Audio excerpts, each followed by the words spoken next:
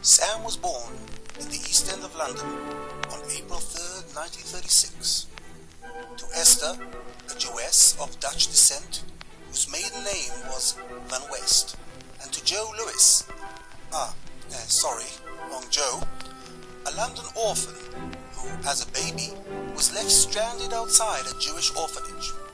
It had been rumoured that Joe might have been the illegitimate son of George, the Prince of Wales, which would have made Sam King Samuel I.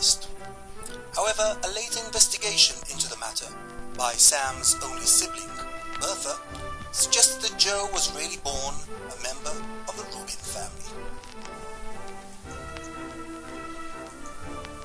Other notable people who share this birthday are Marlon Brando, Doris Day, Nigel Farage, and Eddie Murphy. April 3rd, 1936 was a lovely spring Friday with not much news to report. The Evening Standard published this caricature portraying Mussolini's chemical attack on Ethiopian villages. Across the Atlantic, the Americans were celebrating this man's execution. His name was Bruno Richard Hauptmann, and he was found guilty for the abduction and murder of Charles Lindbergh's baby son 4 years earlier.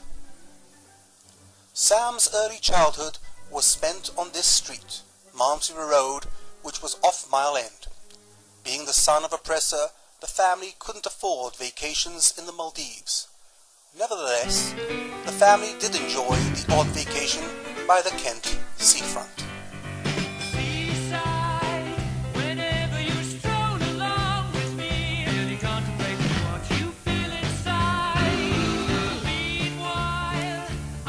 Unfortunately, rendezvous with ducks and donkeys didn't last too long for young Sam, as the winds of war were looming from across the Channel.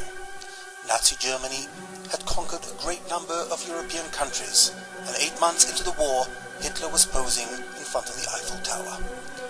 The most imminent threat to Sam, his family and the whole of London was still kept a big secret by the Nazi military, the V-2 missiles. Saturday, September 7th, 1940, started off as a hot, sunny, idyllic day in London, but turned later on to being something completely different.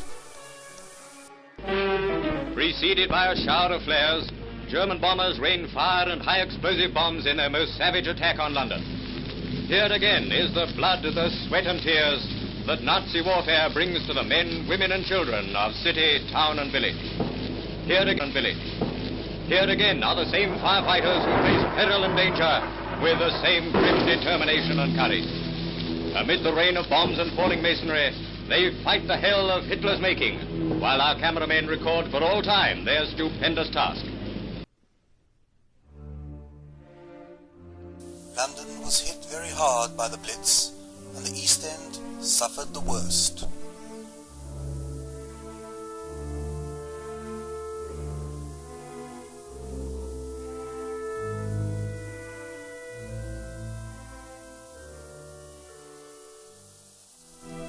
Young Sam and his family were evacuated to the country town of Reading.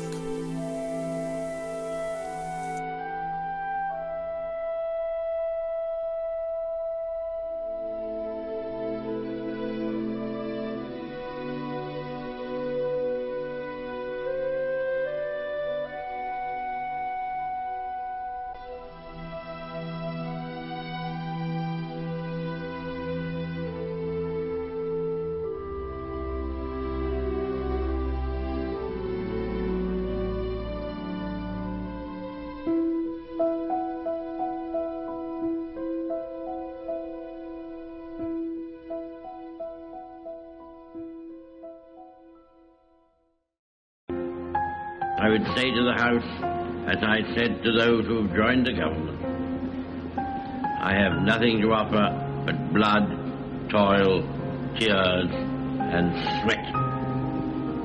We have before us an ordeal of the most grievous kind. We have before us many, many long months of struggle and of suffering.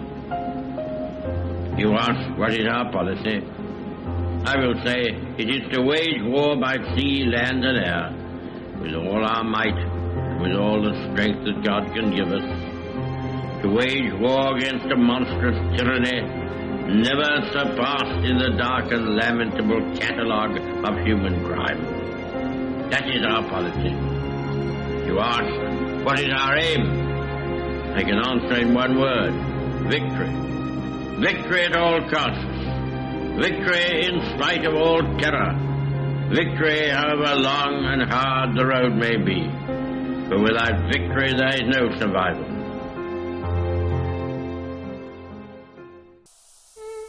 As a schoolboy in Reading, Sam started playing the violin. This may be the earliest record of Sam playing the instrument. When the war was over, Sam and his family moved back home to Mile End. He started attending the prestigious Cooper's Company School for Boys in Bow. Here he is celebrating his bar mitzvah, reading his drasha with his dad and sister, but one can distinctively notice how he is eyeing the bottle on the table.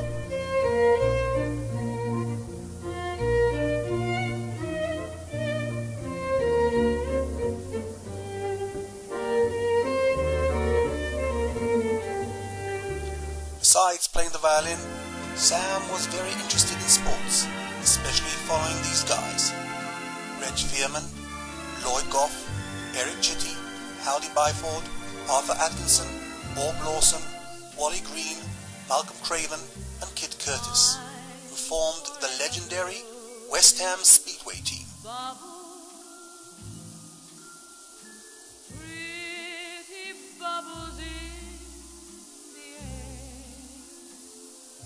He also followed West Ham's football team, which he still does to this day.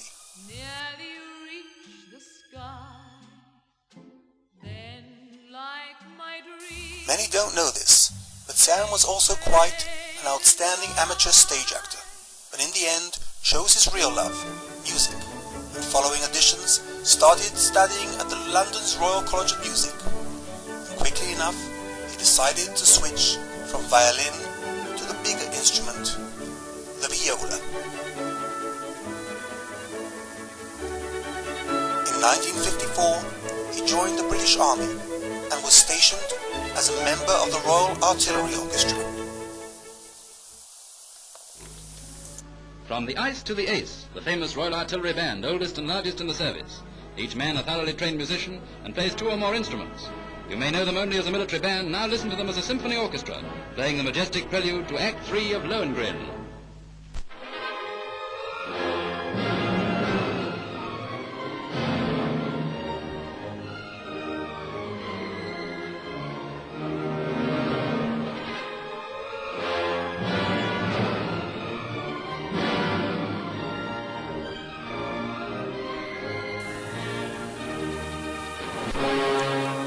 The Royal Artillery Band was formed in 1762 during the 7 Years' War.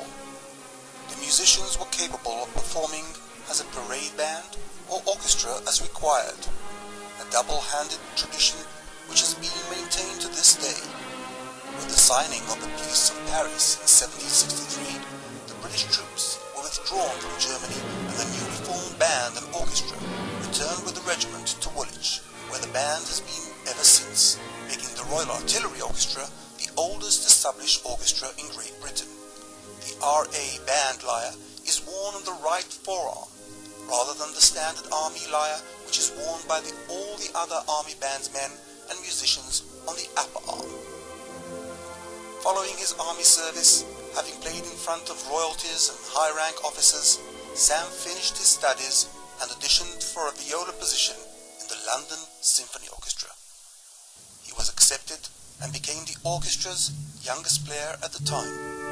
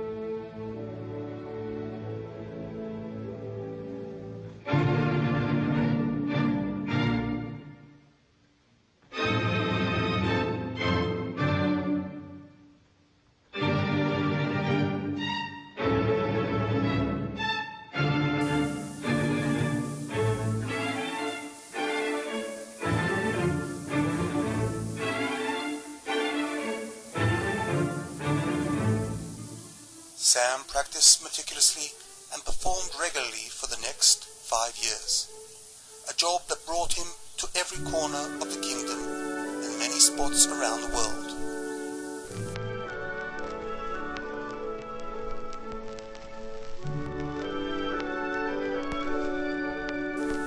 He performed and recorded with some of the greatest soloists and conductors of the time. Here he is among the players accompanying Yuri Menuhin. He's sitting in the lower right corner.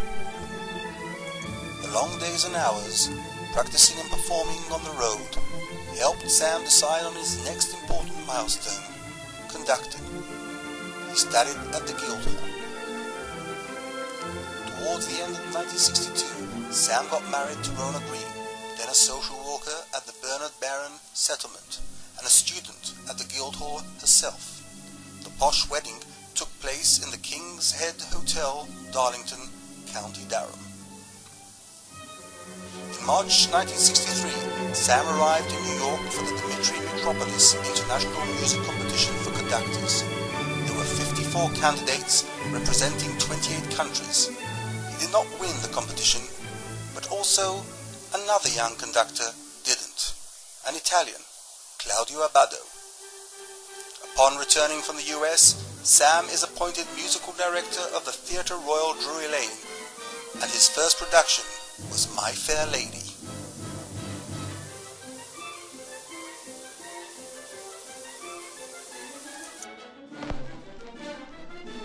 Here is the whole cast, dancers, musicians, stage workers, management, etc.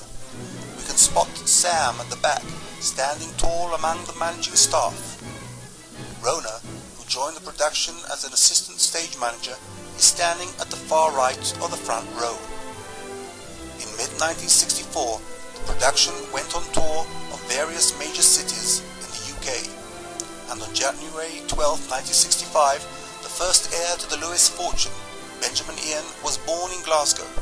He was nicknamed in the Scottish press My Fair Laddie. The production continued touring, but the busy, proud father found time to hang out with a new member of the family.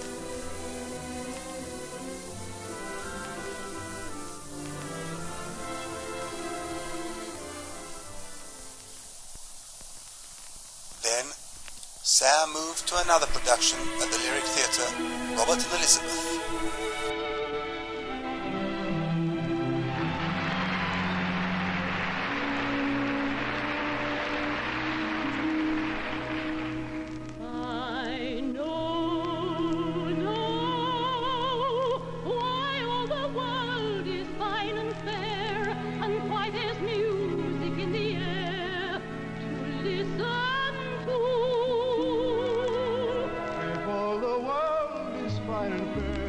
There's music in the air. The song is you. I know. Shortly after, on December 7th, 1966, Naomi, Sam's only daughter and second heiress to the Lewis fortune, was born in London. The reason there is no photo of him in the hospital is because he was out buying a coat in the West End.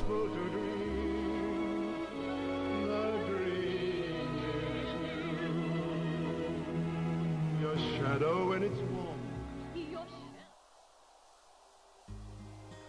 The 1967 Six-Day War victory must have had a big effect on the Lewis couple, because I, for the life of it, can't explain what brought them in the end of 1968 to this forlorn land, straight to the Merkaz Klita in Carmiel.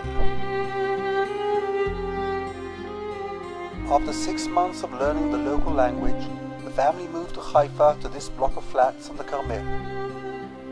While the kids behaved and misbehaved, Sam managed a candle factory and the Haifa Symphony Orchestra.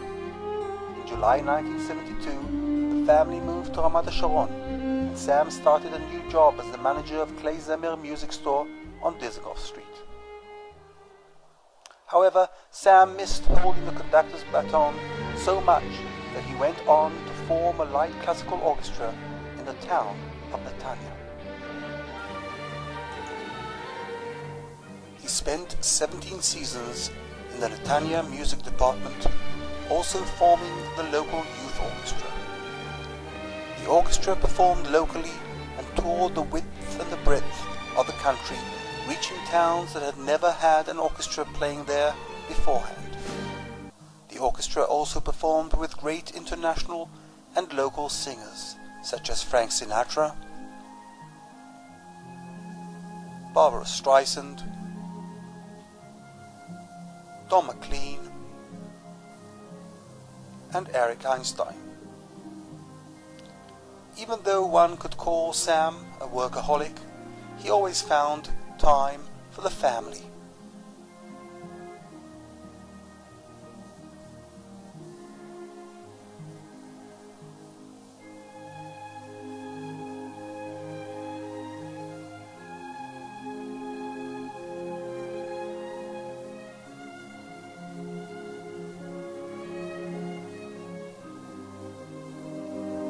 And for the family pets. And also for surgical procedures. The Israeli military service wasn't unfamiliar to Sam, from the island of Tiran, where he spent many weeks guarding, until the horrors of Beirut. During the 1980s, he also managed the Tel Aviv Youth Orchestra and also studied reflexology and proved to be a great talent in this field too. However, early in the 90s, Sam decided to form the 100 Strings Orchestra, which played at banquets and cocktail parties throughout the country. The orchestra, just like in Netanya, included a majority of musicians who came on Aliyah from the previous Soviet Union. Following 12 years of managing these ensembles, Sam decided to take things a wee bit easier and to work only as the Israeli representative of big music publishers and to try and see family, friends and the world as much as possible.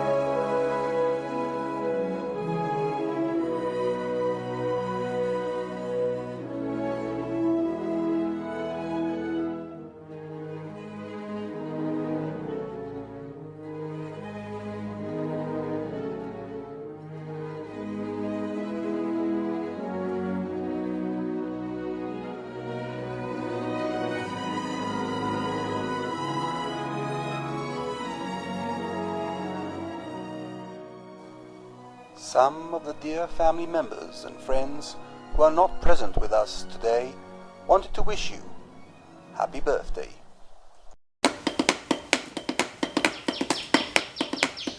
Happy birthday to you. Happy birthday to you. Happy birthday, dear Sam. Happy birthday to you. Happy birthday, dear Sam. Happy 80th birthday to you.